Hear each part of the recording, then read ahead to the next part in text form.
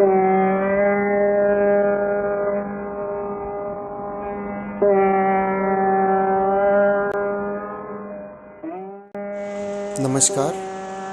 मैं डॉक्टर संजय कुमार वर्मा, वसंत महिला महाविद्यालय संगीत वाद्य विभाग से आपके सामने प्रस्तुत हूँ।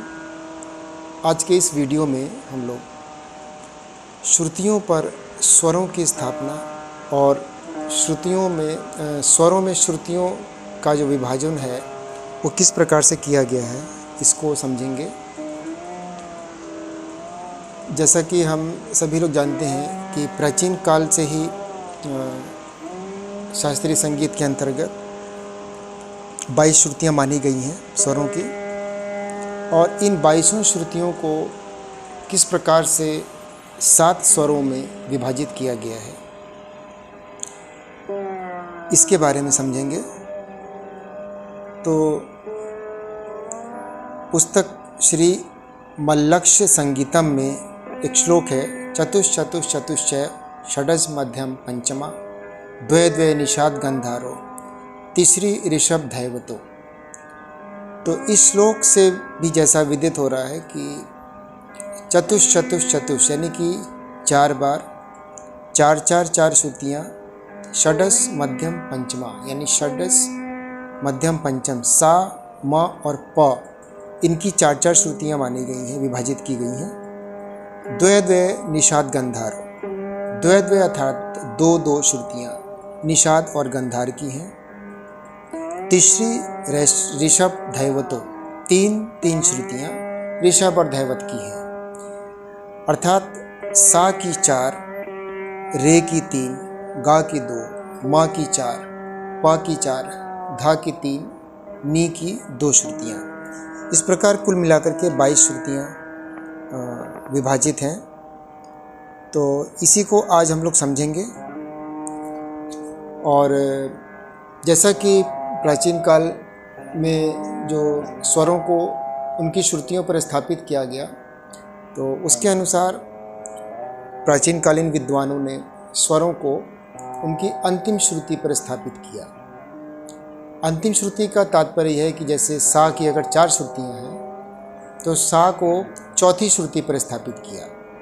उसी तरह रे की अगर 3 श्रुतियाँ हैं तो उसको तीसरी यानी कि 4 सा की हो गई और 3 4 3 7 यानी कि 7वीं श्रुति पर रे स्थापित होगा। तो इसको हम लोग एक डायग्राम के माध्यम से समझेंगे, जिसे मैं बोर्ड पर आप लोग को समझाऊंगा तो ज़्यादा आप लोग को समझ में आ जाएगा। सबसे पहले इसमें हम एक सीधी लकीर खींचेंगे और अब इसे 22 भागों में यानी 1 2 3 4 5 6 7 8 9 10 11 12 13 14 15 16 17 18 19 20 21 और 22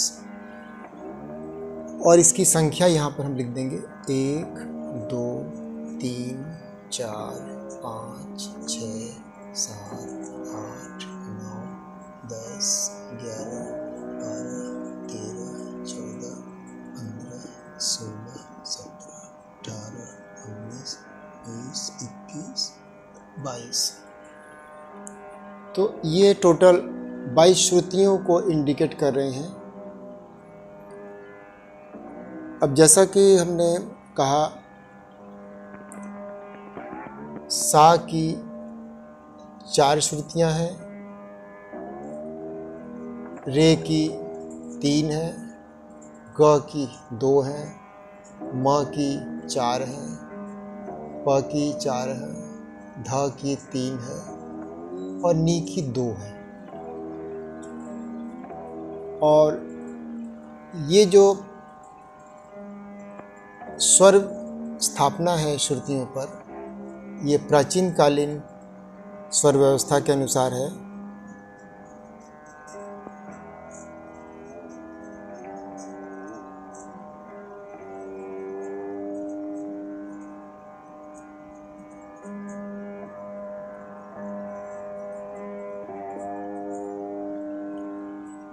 इसके अनुसार जैसा हमने बताया कि स्वरों को उनकी अंतिम श्रुति, पहले तो हम इसको विभाजित कर लें श्रुतियों में।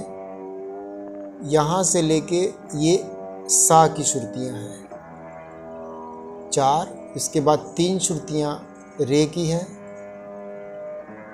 ये 2 श्रुतियाँ ग की हैं, फिर 4 श्रुतियाँ माँ की हैं, और फिर प की 4 श्रुतियाँ, धा की 3 श्रुतियाँ और लास्ट की 2 श्रुतियाँ नी की हैं। तो यहाँ पे देखा आपने 4 3 2 और 4 4 3 2, ये श्रुतियाँ तो विभाजित हो गई। लेकिन अब प्राचीन कालीन स्वर श्रुति व्यवस्था के अनुसार उन्होंने, जो प्राचीन विद्वान थे, उन्होंने स्वरों को उनकी अंतिम श्रुति, अर्थात सा की अगर ये 4 श्रुतियाँ हैं तो पहली, दूसरी, तीसरी, चौथी, यानी ये अंतिम श्रुति है, तो उन्होंने यहाँ पर सा को स्थापित किया। उसी तरह रे की 3 श्रुतियाँ, तो रे को यहाँ पर स्थापित किया। गा की 2 हैं तो गा की 8 और 9 हैं, तो 8 9 में से 9वीं अंतिम श्रुति है। इसी तरह म की 10 11 12 13 श्रुतियाँ, 4 श्रुतियाँ, इसमें से 13वीं अंतिम श्रुति है, तो म को इस पर कर दिया 13वीं पर। प की 14 15 16 17 4 श्रुतियाँ हैं, इसमें से 17वीं श्रुति पे प आ गया। और धा जो है, धा की 18 19 20 3 श्रुतियाँ हैं, तो 20वीं इसकी अंतिम श्रुति है, धा 20वीं श्रुति पर आ गया। नी की 2 श्रुतियाँ हैं 21 और 22, तो 22वीं इसकी अंतिम श्रुति है, तो ये 22 इस पर नी को स्थापित कर दिया। तो यहाँ पर आप देख रहे हैं कि प्राचीन कालीन श्रुति स्वर व्यवस्था के अंतर्गत विद्वानों ने स्वरों को उनकी अंतिम श्रुति पर स्थापित किया। और इसमें 2 चीज़ें आप ध्यान देंगे। पहला तो उस श्लोक के अनुसार चतुश्चतुश्चतुश्चैव षडज मध्यम पंचमा, तो इस श्लोक के अनुसार आप देख रहे हैं कि चतुष चतुष चतुष यानी कि सा म प की 4 श्रुतियाँ हैं, और रे और धा की 3 3 हैं, गा और नी की 2 2 हैं, जिसके अनुसार यहाँ पर आप सा की 4, रे की 3, गा की 2, मा की 4, प की 4, धा की 3 और नी की 2 श्रुतियाँ। पहली ये बात हुई समझने की। और दूसरी बात ये है कि विद्वानों ने, प्राचीन कालीन विद्वानों ने स्वरों को उनकी अंतिम श्रुति पर, अर्थात अगर ये 4 श्रुतियाँ 1 2 3 4 अगर सा की श्रुति है, तो इसमें से अंतिम श्रुति चौथी है, यानी सा 4 पर आ गया। और रे की 3 श्रुतियों में से 5 6 7 3 श्रुतियाँ, इसमें अंतिम श्रुति 7 है। ग की अंतिम श्रुति 9 है, म की अंतिम श्रुति 13 है, प की अंतिम श्रुति 17 है, धा की अंतिम श्रुति 20 है, और नी की अंतिम श्रुति 22 है। तो इसके ये, और दूसरा एक बात और विशेष है कि यह षडज ग्रामिक स्वर है।